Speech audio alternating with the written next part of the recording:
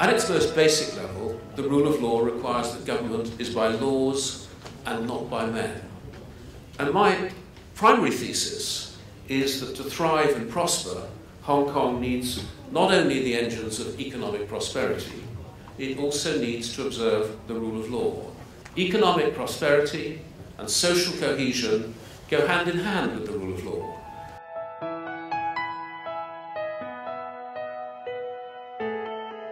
And the rule of law requires that all must be subject to the law, including the very highest in the land.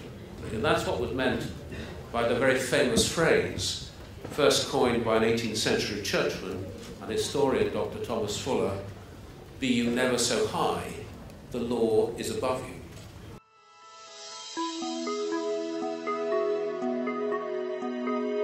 The fact that people break the law, which sadly in all countries is constantly happening, doesn't mean that such country is not subject to the rule of law. If there are people in a country, mine, United Kingdom, who rob or harm or murder, you can't say that such a country doesn't follow the rule of law. What matters in those circumstances is how law-breaking is dealt with.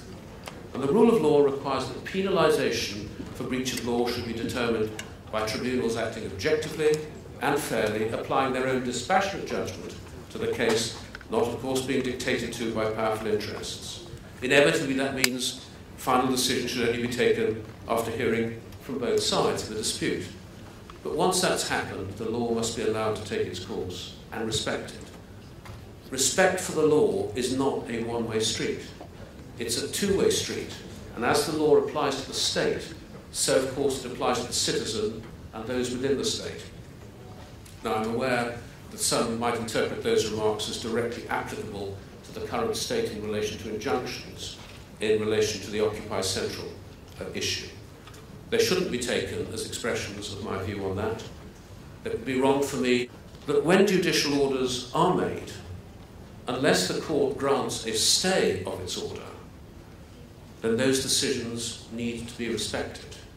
And a system based on law can allow nothing less.